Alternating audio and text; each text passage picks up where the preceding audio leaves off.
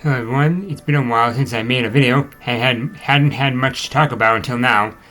Now as a Beast Wars fan, I hear every now and then on how the old Beast Wars cartoon animation is outdated. Even though that may be true, I still take it.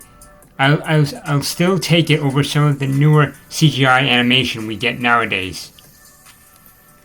Especially with the last two Transformer shows, those being Earthspark and Cyberworld, with their rather chalky and rubbery animation.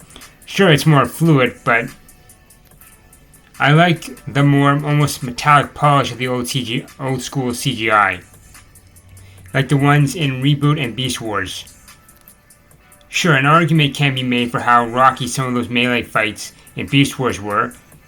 Even I'll admit they weren't really the most spectacular fights, but they got the job done. Yeah, I know people like to use those early 90s CGI animation as criticism against it.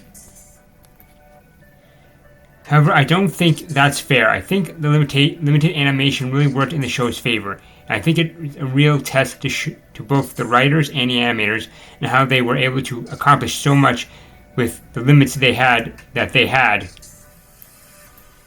Nowadays, I think people are spoiled when it comes to CGI features, with pretty much every kid's flick coming out in CGI animation. However, I don't think these new animated films are all that special. Sure, the animation is fluid as water. However, I feel that a lot of modern CGI animation has a very generic and almost repetitive art style that gets reused time and time again. Does anyone want some Bean Mouse?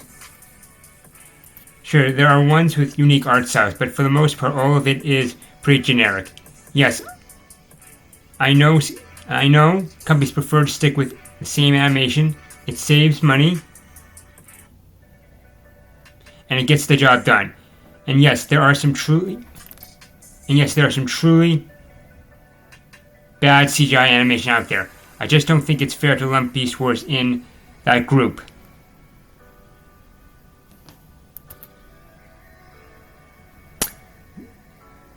The animation is stylish for its time, and honestly, I think it has aged well.